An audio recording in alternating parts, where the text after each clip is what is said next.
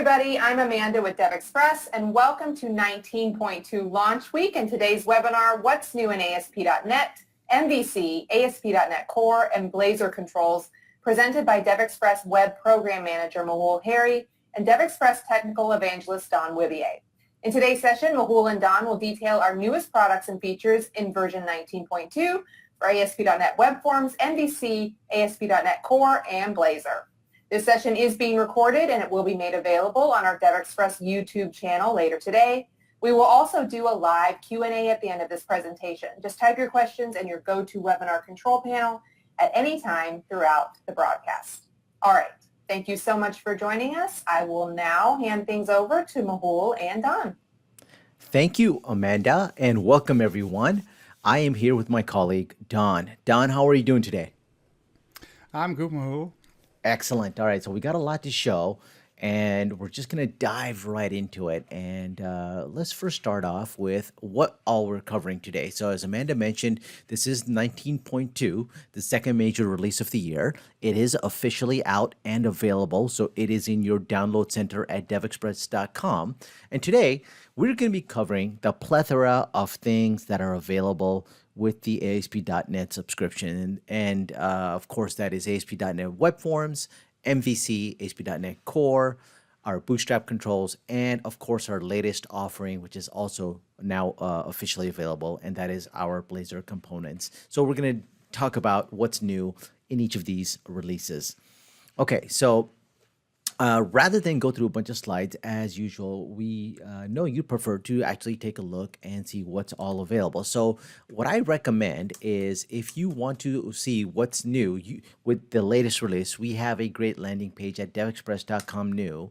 And of course, this is has all the platforms that we're going to be talking about this week in our What's New webinars. So today we're going to be covering everything except our jQuery, Angular, React controls, which is going to be on Thursday. Don and I will discuss those as well. But today we're going to be covering all of this stuff. So let's first start with ASP.NET WebForms and MVC. And Don, we have something new for ASP.NET. That's correct, for WebForms and MVC. Is that right? Absolutely, Mehul. And it's actually the control that we introduced for DevExtreme in the previous release. It is the diagram control. And as you might have noticed, it's currently in CTP, which is Community Technical Preview. And what that means is that we have introduced quite a bunch of nice features and functionality, but we are not finished with it yet.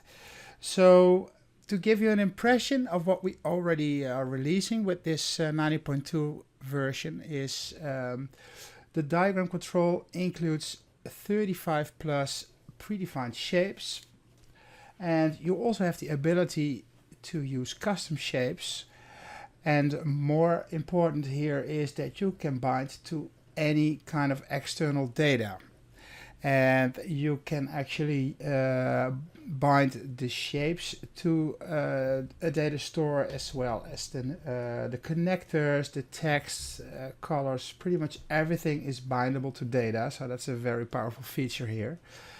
And then we also have support for shape sizing and drag and drop. So on the left side you have the nice palette with the shapes, so you can just drag them on the canvas and connect them or resize them, or do whatever you want to do with it. Further, we also have a read-only mode as well as a full screen and simple view mode. So this is particularly useful when you have a complex diagram. And another nice feature is that we have support for collapsible containers.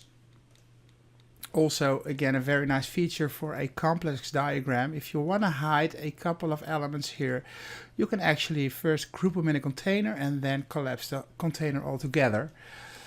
So some very nice features. And obviously, we have support to export a diagram to SVG, PNG, as well as JPEG. And the last couple of features here are support for auto layout, which is particularly useful when you want to create a diagram based on a data store. We'll arrange it automatically for you, and you can arrange it manually afterwards. And Zooming and auto zoom support is already available as well. So for a CTP, this is a very complete control, but you can expect more. But please, yeah, give it a try and let us know what you think of it. Excellent. All right.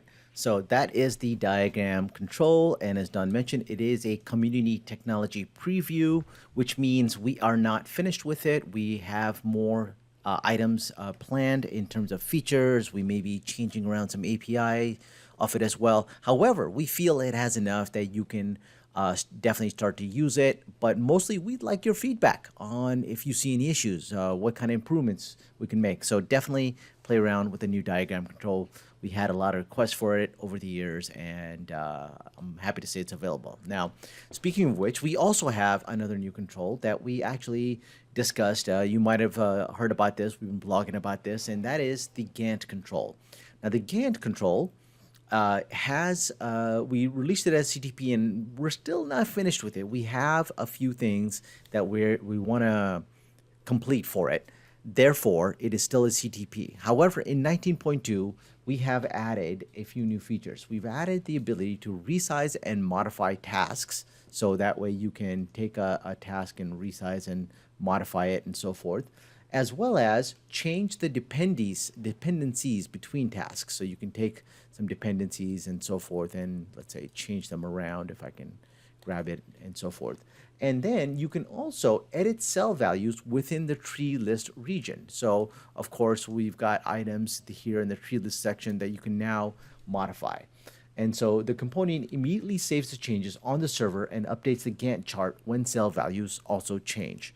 Now, of course, we still have those excellent features where you can zoom in and zoom out. So if I want to zoom in, I can quickly and easily do that using the control and scroll wheel of the mouse.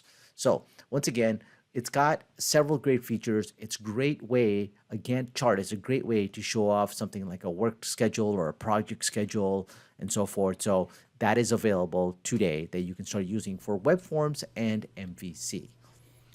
All right, Don, what else do we have available for ASP.NET? Well, Mehul, one of the other controls which is already very feature-rich is our charting control. You might be aware of the fact that we have a ton of chart types already, but with 90.2 we introduced a new waterfall chart type. And together with the waterfall chart type, we also introduced a box plot type. So the waterfall chart type can help you visualize positive and negative changes to values across a given time period. As you can see, it actually looks like a waterfall, so that's where the name comes from. And the box plot type chart is again, quite a specialized chart type. And this helps you visualize data distribution across a 6-number summary. And we'll be talking about minimum first quartile, median third quartile, maximum and mean. So 2 additional chart types here, and together with that we have also added a time span scale, which is another interesting one. So you can now have actually time spans, in this case on the y-axis, which will be obvious when you see it. Next to that we have changed the default appearance schema. So when you have a chart and you have customized the color schemes for it, this won't affect you. But when you have a chart and you didn't do anything on the color scheme, you'll notice that your charts will now have a new fresh look. So yeah, that's basically just a quick win here. Excellent. All right, Don. Now let's move on to some of the most popular controls, and that is the WebForms and MVC grid controls. And I say grid controls because there's several features that are kind of available for more than just a grid. So we'll start off with the grid view, and that seems to be one of the most popular. And as you can see, you can easily move around it. You saw me use the search here. You can easily move around it into our demos, and all of our online demos have been updated to the latest 19.2. All right, so speaking of the grid, we've added a couple of features in this release. Now, we've added the capability to customize the edit form layout. Now, in the what's new, we've added some bit of code so you can actually see what's happening. But what's nice is you can customize. We've got a new server-side and client-side API that allows you to customize the API at runtime. So for example, let's say we've got this form here. I've got this group in the layout, and this allows me to say, like, if I have a dismissal date, I want to show a new group only when this date has been entered. So let's say we select a date like Halloween. And once I do that, as soon as I do that and enter a date, you can see a new group has been appeared and, has been made visible. And then we can also remove that. So let's say, for example, in my logic, I want to say, no, don't display anything if there's no dismissal date. So once you remove that, this will actually disappear as well. So once again, this works both with server-side and client-side, and we give you a little example of it here to show you exactly how it works and how you can control that logic. So really nice little update. Now, we've also enabled configurable data export. So what this means is that we've added a new event called before export, which allows you to control what happens before we export. So let's say, for example, and as we show in this excellent new documentation here, is that you can, for example, add to the PDF a password if that's something that you need to do before exporting. So what's nice is you can control exactly what happens. Let's say you want to shoot off an email that says, hey, I'm about to email you this or print this PDF, go check the printer. Whatever it is you have to do before you export, you can now do that as well. So definitely take a look at that. Now, what's nice about this, Don, is that this is available in several controls because we actually have a common export library. And so this is where we've added this. And so, for example, it is not just a grid that also has this feature. Several of the controls have this feature as well, including, I believe, tree list and so forth. So let's take a look now at, I believe it is actually, you know what, we'll come back to the other controls in just a second. First, let me go through the rest of what we have because I really like some of these other features. Now, one other really nice feature for the grid, and this is for WebForms and MVC, is we have update for summary computations in batch mode, real time, which means on the client side. So what that means is, let's say you've got these summary calculations here. I've got a total column. I've got a total row down here at the bottom. And as I update this, so let's say I go from 5 to, let's say, 50. And as soon as I tab or enter out of this, keep an eye, and these will automatically update in real time. And what's nice is that because it's also batch edit, we can see that we are only previewing changes. We actually haven't saved the changes yet. But what's nice is it gives us that visual indicator that it's green now and what has changed. So not only did we change this, but it's letting us know rightly that this has been updated because it's summary calculation as it has our total sum calculation. So a very nice feature.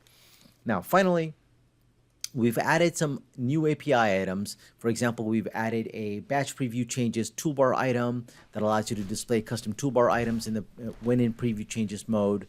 We've added a add command item to the detail layout, adaptive detail layout, and we've also added a allow you to specify a picker type when the data edit column is in the header filter. And finally, a columns.add method overload lets you create cell bands in MVC using model-based properties and Lambda expressions. All really cool, but it's best to really just check this out from not just the demos, but also the documentation and so forth. So a lot of times we'll also link directly to our support center items where we will create exactly based on customer feedback and so forth, a demo as well as links to our documentation, all that good stuff. All right. Speaking of grid-based items, Don, we also have our grid lookup. Now, you might say, what are you talking about grid lookup? So our grid lookup is a way to use our grid in a different mode. Now, it's asking me if I want to abandon those changes from the batch edit, and I do, so I hit leave. But in essence, our grid lookup allows you to embed a grid into a combo box. And what's nice in 19.2 is we now offer server mode. So if you have a large number of items, you can use server mode with the grid lookup, and which is significantly going to improve component load times on first time loading on a page, essentially. Now, if you don't know what server mode is, I highly recommend you take a look at our documentation and our demos, and you can actually start by going to data binding and looking at the large database demo with server mode. And in here, we have plenty of great documentation that explains what server mode is and how it works. But if you have a lot of data, definitely take a look at it. Now, I also want to talk about a couple of items, including our tree list, which also gets that before export event, our vertical grid, which also gets both the before export event and those real-time summary calculation updates. And of course, I want to discuss a little bit of our, actually, no, we'll come back to the pivot grid, Don. Can you tell me about what else is happening? I know you have one of your favorite control that got some updates in this release. Absolutely, Mehul. Yeah, one of the things that we have done is actually on one of my favorite controls, and that's the file manager. The file manager had a bit of an issue that it was having some problems displaying folders with the same name when connecting to a cloud service. So we have a whole bunch of cloud services that you can use in the file manager. So you can connect to Azure, Dropbox, Google Drive, OneDrive, Amazon. There was an issue where it wouldn't display the folder names properly. Well, that has been fixed. And yeah, talking about the file manager, when we go to the ASP.NET Core controls, you'll see that we have even more on that file manager as well. But that said, a couple of other things that I like to touch here for ASP.NET is that we have improved a bit of data integrity. I mean, security is always very important these days, and we have a special team that makes sure that our controls are working the way they should. So for data validation, we have, for instance, added some extra checks on the date range validation. So even when the editor value didn't change, we will still be validating that. And one of the other things that was actually a request from a number of users here is that the spin edit, the combo box, and the radio button list editors now support null value validation. So if you don't have a value, then you can still validate the control being true. So yeah, that is also a very nice addition here. And then the last thing that I'd like to touch here is the accessibility accessibility features that we support. You might be aware that even a couple of releases ago, we have done a great deal of work on making our controls look good for people with disabilities as well. So for instance, if you need to use a screen reader, we noticed that our controls weren't always responding the correct way, and we have done a tremendous amount of work making them as usable as possible. And also in this release, we have done some enhancements to allow our grid view, tree view, file manager, and date edit components to better address the W3C guidelines and standards.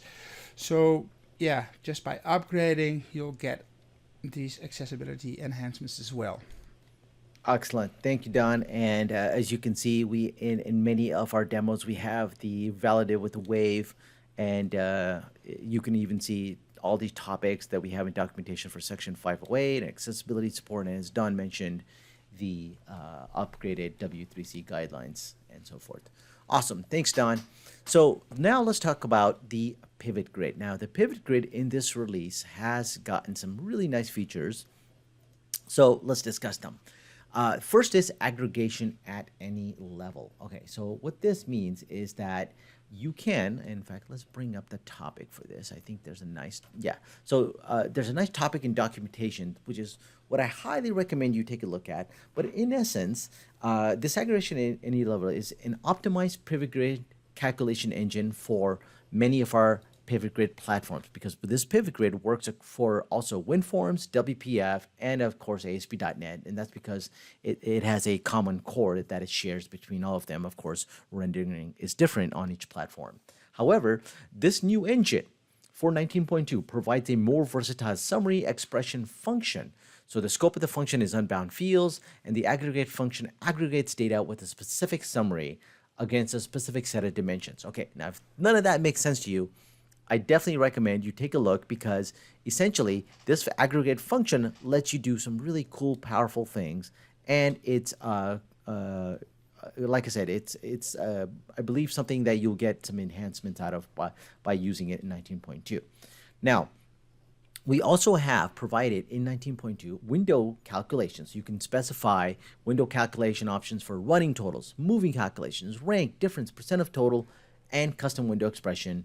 And we have a new object model that includes new classes, Don, including, I believe, running total.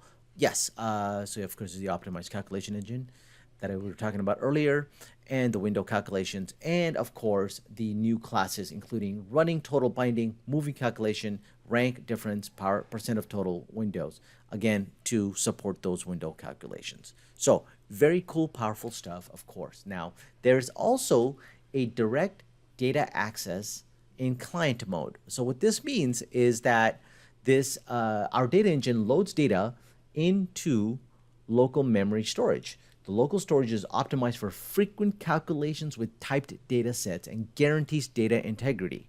So some large data sets may require a large memory footprint. So if you got a big thing, obviously if you're storing in local data, it's going to be a little bit heavier on the browser. So you want to be reticent of that. Now, with this release, we've added a direct data access in client mode option. When enabled, our calculation does not upload source data to temporary storage. So what's nice is this avoids performance degradation in client mode when working with large volumes. So it's a really nice feature that I highly recommend you take a look at. Now, this option cannot be used if you're using the pivot grid in legacy mode. So just be aware of that. All right, Don, shall we now move on to ASP.NET Core? Absolutely. All right, so first, a little background. Let's close all these other browsers. People are always accusing me of having too many tabs open, and I'm guilty. I have tabitis. So let's start with a new fresh browser. I mean, a new tab, and talk about DevExtreme just for a second here. Now, of course, DevExtreme is our client-side JavaScript library, and you might be saying, why are you talking about this, Mehul? Well, because several years ago, when we needed a set of ASP.NET Core controls, we looked at several options, and we decided that it was best to take our client-side library and wrap it and create server-side controls for it. So at the core of our ASP.NET library, we have these client-side controls. So what's nice about this is that whenever we create feature for the client-side library, it bubbles up for the ASP.NET Core controls. Now, it is not just ASP.NET Core, it is also ASP.NET MVC. Now, you might say, wait a minute, how many MVC libraries do you have? Well, we have more than one, of course. We have the classic, as I refer to it, which was originally based off our server-side controls, our WebForms controls, and that has its own benefits and so forth. And of course, there's the newer one, which is based around DevExtreme and this MVC. Now, we have a whole, I think, document somewhere and a blog post that talks about the differences. So that all said, what Don and I are now going to talk about to set the stage is this ASP.NET Core Controls. And now this ASP.NET Core Controls, to start off with, Don, has support for ASP.NET Core 3. Now, if you remember, at the recent Microsoft .NET Online Conference, .NET Conf, they released ASP.NET Core 3, and we were right there with them. We had a support for ASP.NET Core 3 as well. So what's nice in 19.2, not only do we support ASP.NET Core 3, we've also updated our project template. And so it is now compatible with endpoint routing and the new JSON serialization option. So I believe on Thursday, Don, I may try to show this in Visual Studio, or at least to show what it looks like. But what's nice is that we've upgraded these, and you can definitely start using this. So if you've got an ASP.NET Core project and you want to quickly bring our DevExtreme MVC core controls or MVC controls to it, then you can do that easily as well. We've got a whole write-up on it as well. And if you've used it in the past, you know it's fairly easy to get started with those controls. Okay, Don, what else is happening for ASP.NET Core? And while you do that, I want to mention real quick that to get to these demos, we have a lot of links inside the What's New, of course. And I recommend just clicking on those links. However, you can always just type in DevExpress, demos.devexpress.com/MVC or ASP.NET Core. That'll take you as well. Or if you go to devexpress.com, click on demos at the top, you can always find our demos that way as well. So lots of ways to get to it. But I'm sorry, Don, what were you going to tell us about ASP.NET Core? Well, as I mentioned before, when I was discussing one of my favorite controls, I was going to come back on it later. And let's talk about the file manager for ASP.NET Core. We introduced the file manager for DevExtreme quite recently, and now we have it available for ASP.NET Core as well. And with this file manager, we again have a couple of really nice UI enhancements here.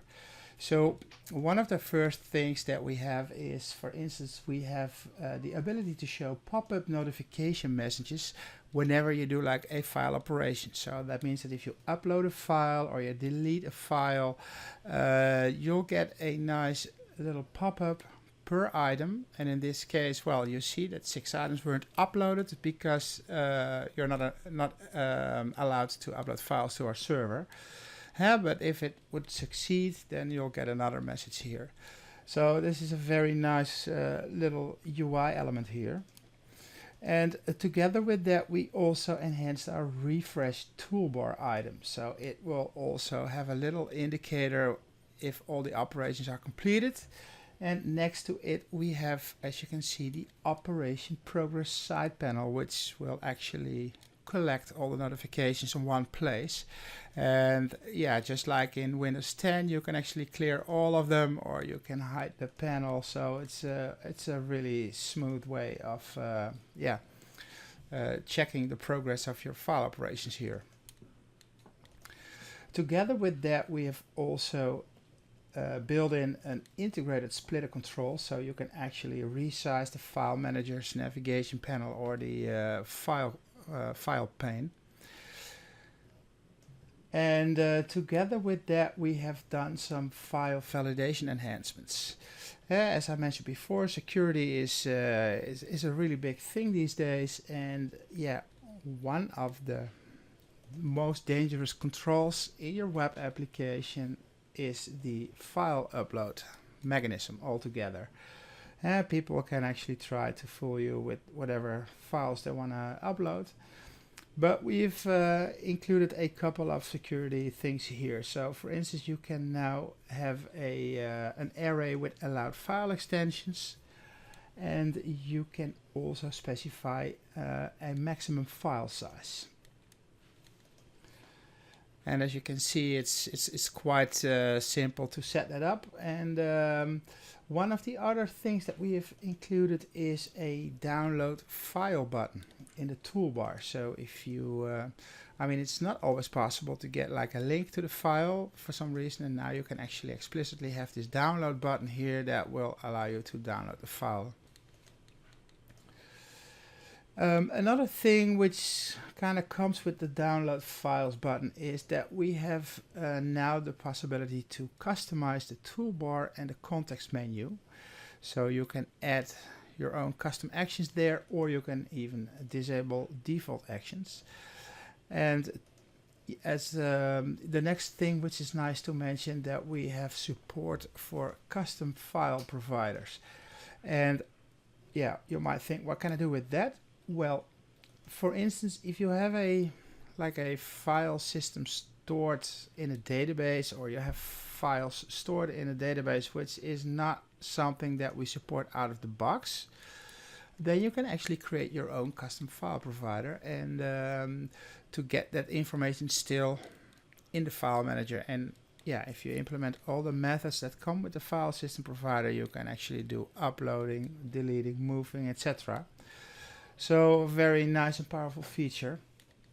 And as a result of that, we have also implemented the possibility that if you upload a file to one of the cloud providers, we have a demo right now to show you how to store your files on Azure. If you upload a file, it will not be first uploaded to the server, but it will be directly uploaded to the cloud platform. So that saves a bit of bandwidth here and there. And the last thing to mention here is that you now also have access to the file content on the client side. So if you want to scan if that text file is actually a text file and you want to sniff a couple of bytes to see if it's all correct, then you can actually do that. So some very nice and useful features here. Excellent. Thanks, Don. All right, now we've already kind of covered this, but I'm happy to say now for ASP.NET Core, we have the diagram control. Now you might say, wow, that looks very familiar. And yes, at the core of it, it's the same exact diagram control. At least, you know, it's got many of the same features and so forth. We've got, of course, things like what Don mentioned earlier in terms of auto layout. We've got this full screen mode, of course. You can also do data binding to several items, including we've got this advanced data binding, which accepts functions as expression property values. So very cool stuff there as well. And we also have, because it's ASP.NET Core, the ability to data bind to a web API service as well. Now, again, many of the features that Don already mentioned before, simple view read-only, are available here as well. So I won't go over them. And of course, custom shapes and so forth. But what I do want to mention is that it is also in CTP here as well. So we would love for you to take this diagram control, put it into your ASP.NET Core, whether it's ASP.NET Core 3 or previous, and then start using it. We'd love to get your feedback on exactly what is happening for you, what's working, what isn't. And I got to say, your feedback has been fantastic. In fact, on this webinar, feel free to ask any question. We've got a ton of this devs and support team members here to help answer those questions while Don and I are presenting.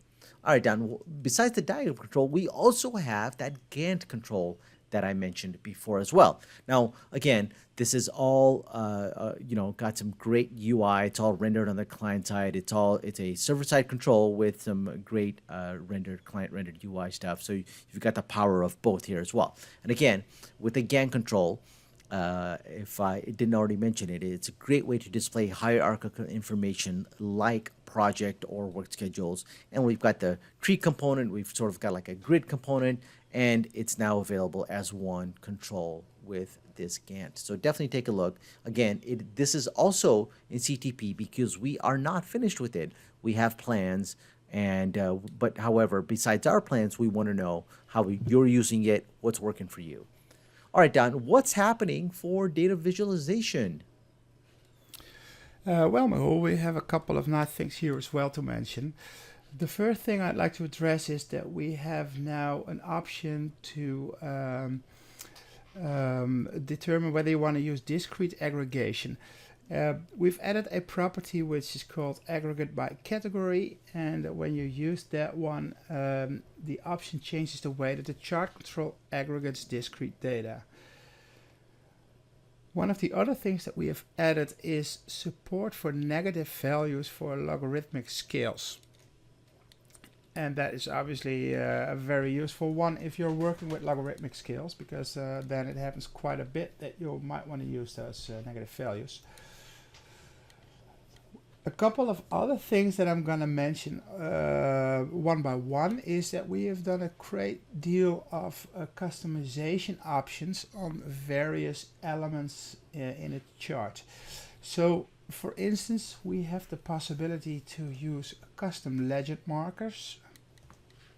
And one of the other things is So the legend markers are right there. You can actually now customize them and include an image or something else there. One of the other things that is now possible is that you can use template-based tooltip customization, and that was obviously something that we got some questions about as well. So now you can have a template to include the flag in this case, or any other image or markup basically. This also goes for custom annotations. So if you have an annotation set up in your chart, then you can also use the markup that you want to include images or any type of rich media here. And this also goes for the text inside a donut chart. So the donut chart allows you to have now something in the middle there, and that can also include rich media or images, etc.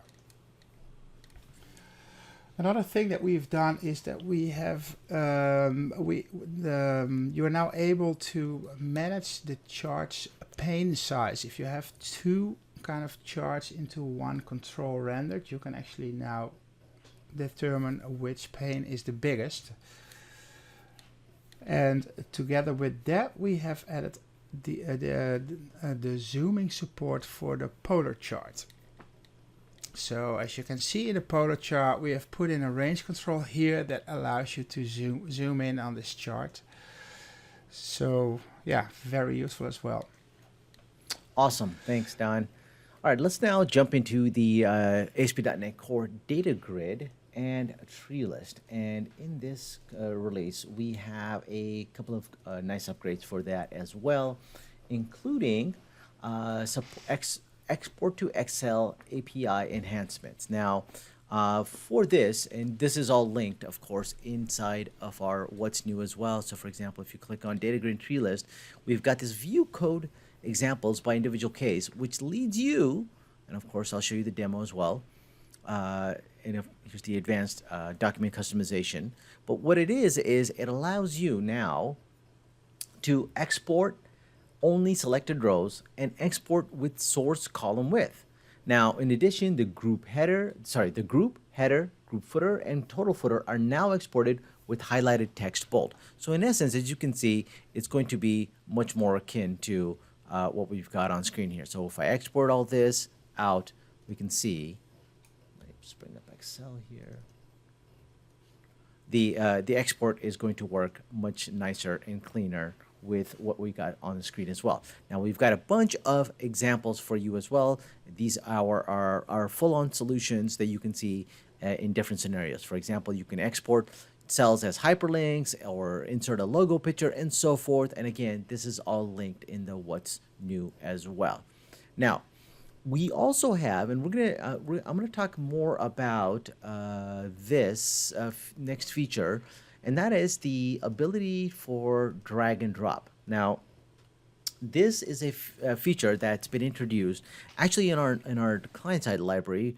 It's a new drag and drop library that allows it to drag and drop between components. And again, I'll talk more about that on the JavaScript webinar on Thursday.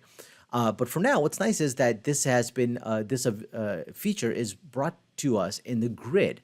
And so this is a really nice way. The grid and tree list now support the ability to reorder records and nodes. So end users can reorder data grid rows and tree list nodes using drag and drop. So an excellent feature. So this was something, of course, driven by our excellent users who said, hey, you really need to improve your drag and drop support. And we said, you know what, we agree. And so we have, I'm happy to say, now enabled that as well. So as you can see, I'm moving nodes around. So now your end users can do that as well. And so we have full-on documentation links in here as well that you can take a look at and so forth. So definitely take a look at this excellent feature. Now, one more item is that we've added some asynchronous API enhancements. So with this release, we've enabled asynchronous events for, I believe, yeah, set cell value, init no row value, and row validating. And those are definitely something you want to take a look at if you prefer to do things asynchronously for things in the data grid and tree list. Awesome. So let's move on now, Don. So do we have anything for reporting for ASP.NET Core?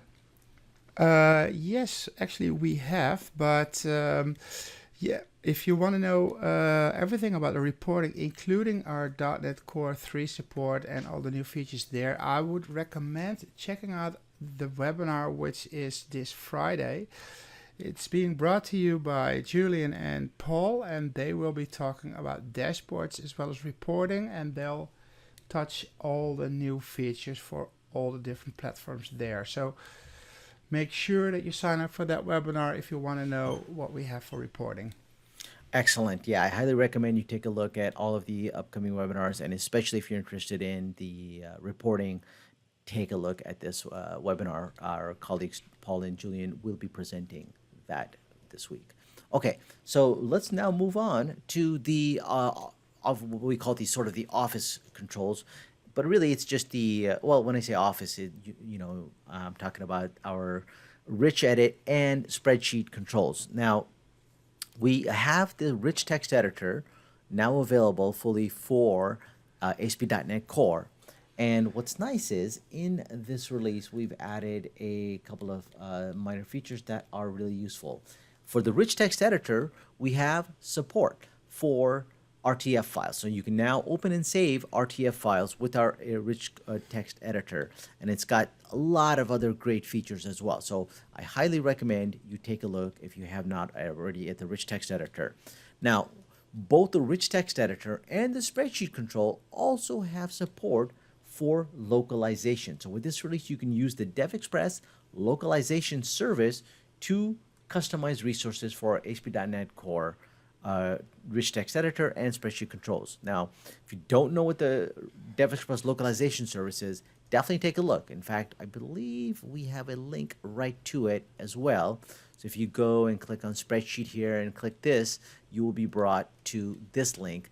And what this is a great way to add localization to many DevExpress controls, but specifically this topic deals with how to localize our core, rich edit, and spreadsheet controls, and of course how to use it with our excellent localization service. Now, of course, you need a DevExpress account to use it, DevExpress products, which requires a subscription and an account online and all that good stuff.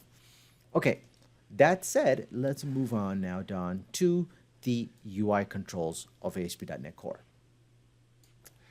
Yes, we have a number of features implemented on the UI controls. And I think the first one, well, we can actually talk just briefly about it because you explained quite a bit on it. That is the support for drag and drop. So now you'll be able to support drag and drop between various controls here. And as you can see, you've got this Trello style board here, and you can actually drag around those elements. I think the next one, Mehul, is something you want to talk about, which is the data form. Yeah, basically the data form. In fact, you know what? I'm going to use, let's bring up the demos again. Demos.ASP.NET Core. So the data form, if you're not aware, it is a component that allows you to kind of do things like what the layout control does. And in essence, you can data bind to some model, and then it will generate the form for you. So it's a really nice feature. And I believe in this release, we have some minor upgrades for it as well. So let's take a look at that. So we've got I believe it is a dynamic updates with full re-render. All right, so what that means is, let's see if I can show that to you. Whoops. You know what? I believe we have so we don't have a demo of it on this one. So what I'm going to do is I'm going to cheat, and I'm going to actually use the demos over here, because I know that one is here as well. Now, we'll probably bring it over to the other one as well. But what's nice is that you can now, for example, with the form, update items dynamically. So what that means is that you can customize and add things right on the client side. So as you can see, as I click add, we are adding items dynamically right there as well. So we'll probably bring that demo over here on the ASP.NET Core as well. Okay, that said, what's nice about this is that the key takeaway is that it's not a full re-render.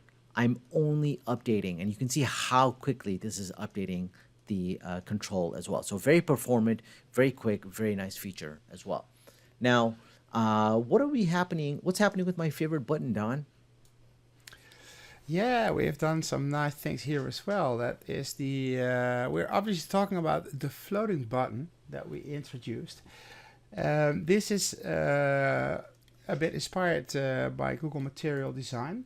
And yeah, this button has a couple of nice features as well here. So for instance, one of the things here is that we have the possibility to add a label to an action. As you can see on the bottom of the grid, it now has the plus sign as well as the add row text. And you also have the possibility to hide an action and to reorder actions.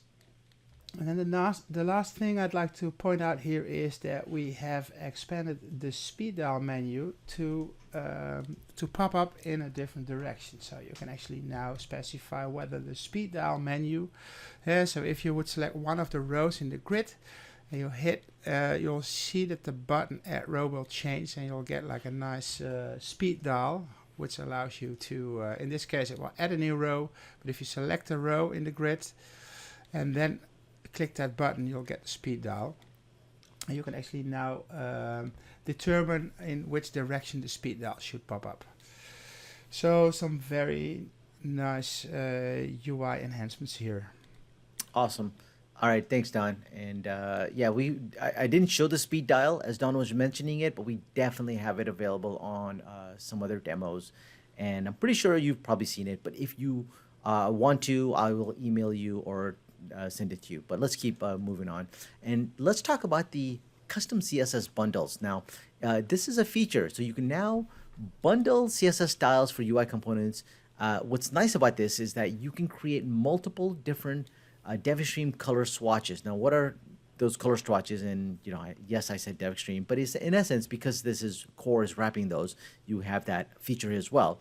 But basically, we can have light section, we can have a dark section. We can now create custom bundles of that. So this is a nice feature that is now available for ASP.NET Core as well.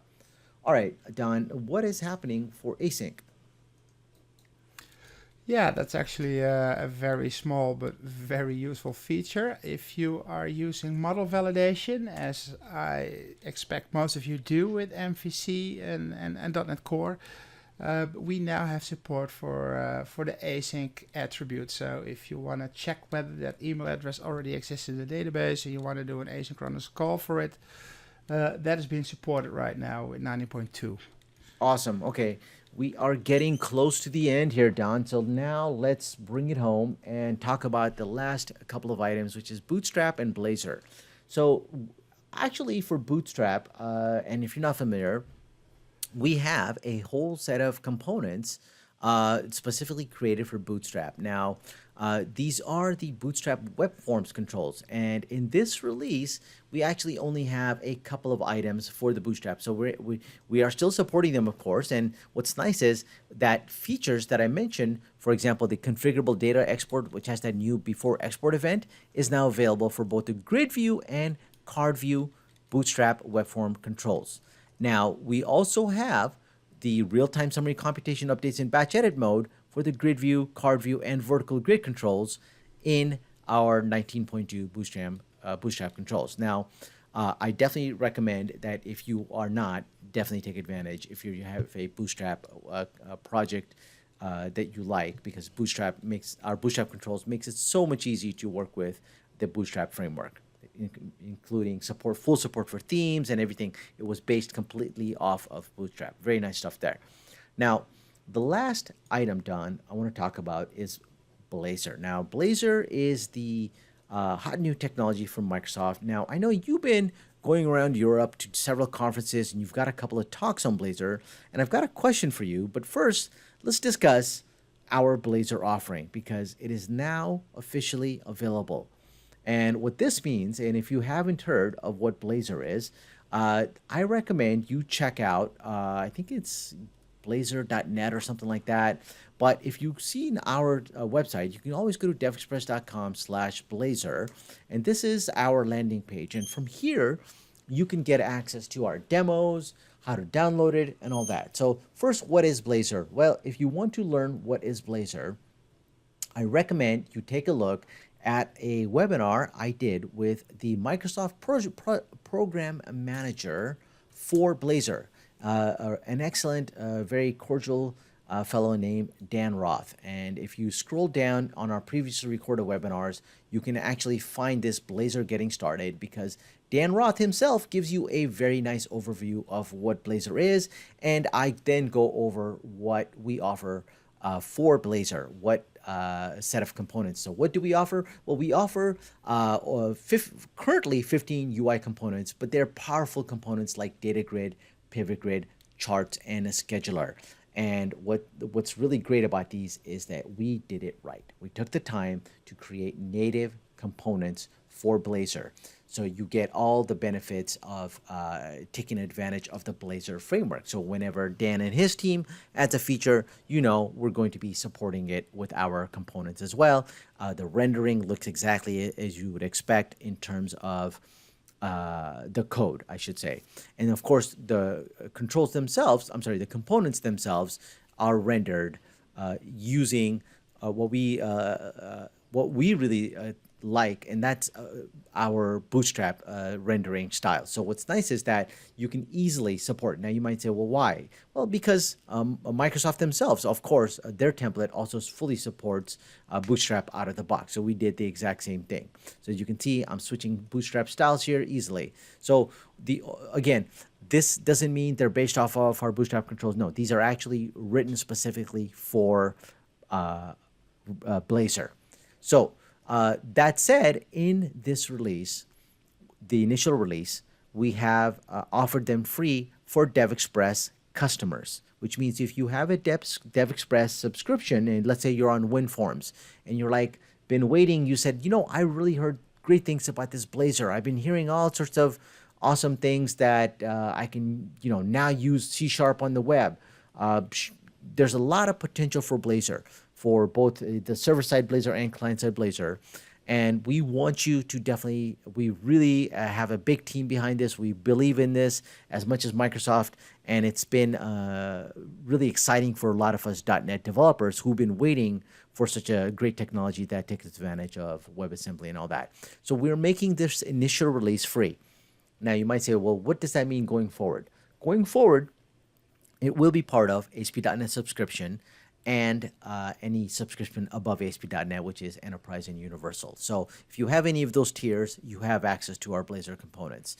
However, if you're on WPF or WinForms and you've been wanting to try Blazor, it's available. Okay, that said, let me just click through some demos here. But while I do, Don, let me ask you, what have you been seeing seeing in your discussions with developers? What have you been hearing about Blazor? Any concerns, any thoughts? What can you share with us? Well, yeah, there are actually a couple of things which are being pretty persistent in being asked or discussion topics. One of them is obviously, but it sounds a bit like Silverlight, and Microsoft tried they pulled the plug all in one go. So, we're not too sure about this. Well, I can tell you there is obviously one major advantage on Blazor if you compare it with Silverlight, and that is also the reason why Silverlight was actually killed off. Silverlight needs a plugin, and that plugin is a lot of work because it needs to run on all different kinds of browsers. And when one of the browser vendors decides that plugins is not done anymore, then that is a bit of an issue, and that's what's happening with Silverlight. I don't even pay attention to that argument. And you know what? I remember I did ask Dan about that in the webinar. That's absolutely, that's Silverlight's gone. it's passed. This is Yeah. what's nice is, Microsoft themselves have confirmed this is based on web standards, which means that it is, Exactly. yeah, it's like you were saying, it's not a plugin. But what about in No, terms so of that's concerns for, let's say, architecture or, because it works both yeah. server side and client side, or Yeah, that was actually that's the second question that I get, and that is like, okay, so is this like wrapped DevExtreme controls or something, or how do you do it? No, you touched it already. These controls are pure Blazor controls. That's also the reason why at this stage we have 15 controls, and we are expanding the amount of controls, but we have to obviously redo all of them in Blazor. And the major benefit of that is that you can actually use them on the two hosting models that come with Blazor, which is server-side Blazor as well as client-side Blazor. They will run just fine. So we have pure native Blazor controls here. All right, thanks a lot, Don. So that, with that said, we have a lot of plans for Blazor. Now, in this initial release, now, so this was the same week as .NET Conf, and when Microsoft released Blazor officially, they released server side, and they have announced that I think April of next year or 2020 or something like that is when they'll release the client side version of Blazor. Our controls, our components work both for Blazor and server side and client side, but because Microsoft is not officially supporting the client side yet, meaning that they haven't officially released it, we recommend you might want to be careful and maybe not release it into production if you're going to the client side right with Blazor. But what's great is we are supporting both models, as Don mentioned. Now, that said, I want to address something. In this blog post, I love the feedback that we're getting. Now, some of it is great, very passionate feedback. Some people are like, this is great, et cetera, et cetera. And then, of course, I truly love all feedback. And some of you are saying, hey, this is great, but it's missing stuff. And I want this and I want that. You know what? Keep that feedback coming. It helps us. Now, to give everyone context, once again, when we started Blazor, which was about a year ago, we started writing this grid from scratch. This grid is not like our ASP.NET Core controls.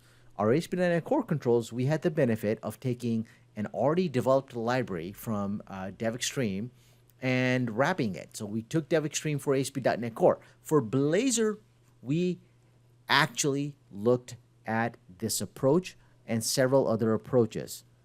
We specifically said Blazor is about C#. Blazor is about .NET. So we didn't want to take our client-side library.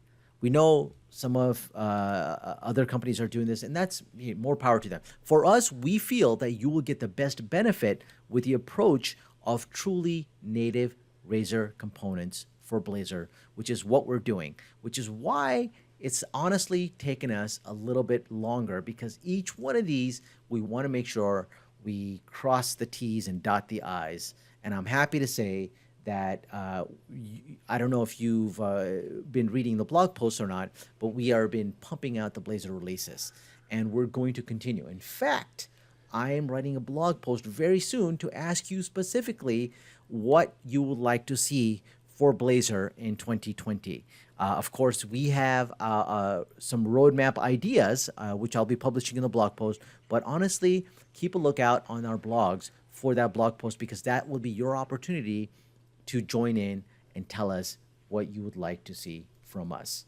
Okay, with that, we have maybe 1 or 2 minutes for questions. I'm sure the team has been addressing all of them, but let's hand it back to Amanda.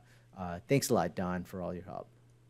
Hey, Mehul. Hey, Don. Yes, the team has been answering a ton of questions, so thanks to them. Awesome. I don't know if you're able to see the questions, Mehul. Yeah, so I'll kind of just address. Somebody asked, will Blazor replace WPF? You know, all these questions like, will a technology replace some other technology? Us, you know, how do we say, seasoned, right? Instead of old timers. If you've been around, you know, a technology doesn't really truly die, right? There's a great YouTube channel called Science or Data is Beautiful or something like that, and they chart all these different things. And I saw one about programming, popularity of programming languages from like the 70s. And, you might say like, wow, yeah, I can understand why Fortran was so powerful. But, there are still people using, let's say, Ada or Fortran and so forth. So I never want to make any predictions about what technology will live or die.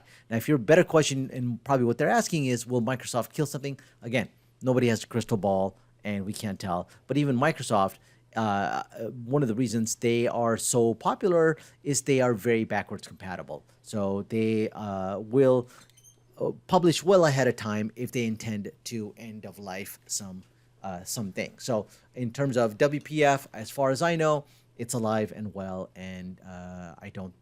They're very different technologies, Blazor and WPF.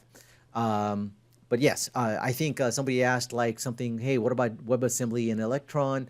I think Don had a webinar where he talked about Electron. So maybe Don, you can do something about Blazor and Electron in the future. Who knows? And let's see. Well, I Blazor, can address that. There is Sure. already an alpha version of some Blazor Electron kind of thing. You have to check GitHub and then specifically the Blazor team for that. But that's a Microsoft thing. It's not even an alpha version. It's just a prototype. So I'm pretty sure something will come there. But we have to wait a bit for that. Yep. So, and also Blazor, PWA, Microsoft is working on it, and I dare say we're going to investigate all of that. So we have some things we're looking into as well. And PWA is Progressive Web Application, and again, it's too much to go into in this webinar. But somebody mentioned Blazor is going to beat all powerful JavaScript library like Angular, React very soon. Rashid, again, that's a crystal ball thing. I don't know. I doubt it. The web is really about multiple technologies. If there's one thing I've learned over the years is there's no one answer. There's probably one answer for a specific dev in terms of what you feel comfortable with. But as we've learned, server side is here to stay, client side is here to stay until until we're able to beam directly to people's brains. That's probably how we're probably going to be making web pages. But yeah, for sure. Somebody asked, and this is the last thing I'll address, is when will the roadmap be available? The plan is I'm going to publish a blog post this week about what you would like to see. So it's actually more of a questionnaire before we finalize the roadmap. So it's more of a like, what do you want out of Blazor? Because there has been a lot of feedback, right? So as you can see, the last thing I talked about in we added to our Blazor was this save and restore layout, a new scroll picker mode, which is great for mobile and so forth, right? And people are loving these kind of features. Some people say, but I want this chart. I want that feature. I want this Razor component. This is your opportunity this week. Keep an eye out on our blogs for that, and I'll make it a featured blog post. So it'll be one of these 3 featured blog posts. So definitely keep an eye out for that, and it'll be this week. And once we have your feedback, we will collect it all. We'll wait a couple of weeks, and then we'll publish another blog post that says, here's what we intend to do for Blazor next year. So keep an eye out for that. And it's also not the final place. So if you don't know, we actually have a GitHub channel where, of course, things like DevExtreme live. So you can always go to github.com/DevExpress and see all of our repositories there as well. And, of course, you can see Blazor if you type in Blazor, and it'll be right there. So we have examples, we have our Blazor. But what's nice is you can go to, I believe, issues, and here you can also give us feedback. In fact, I highly recommend that you do. So one final thing I'll say about Blazor is that sometimes I'll mention in our GitHub repo, I believe I've mentioned this, is that we have a whole version list. And initially, we just had these small numbers because it was beta on RC. But now we've gone to something that looks closer to what we offer for our regular installation. However, at the moment, our Blazor suite is only available via NuGet. And so when you go to devexpress.com/Blazor and you click on it's free, it's going to take you to nuget.devexpress.com where you can obtain your personal NuGet feed, and it's some great documentation how you can get started in Visual Studio for all that. Of course, you need a DevExpress account for that as well. So definitely take a look at that. So thank you very much, everyone. We appreciate you taking a look at this. Keep the feedback coming, and I'll hand it back to you, Amanda. Awesome. All right, everybody. Like I mentioned before, today's webinar will be made available later on our DevExpress YouTube channel. I posted that link in the chat box.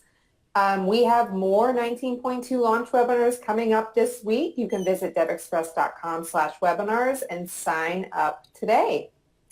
And that is it for this one. Thank you so much to Mehul and Don. Thank you all for joining us. And of course, thank you for choosing DevExpress. Bye-bye.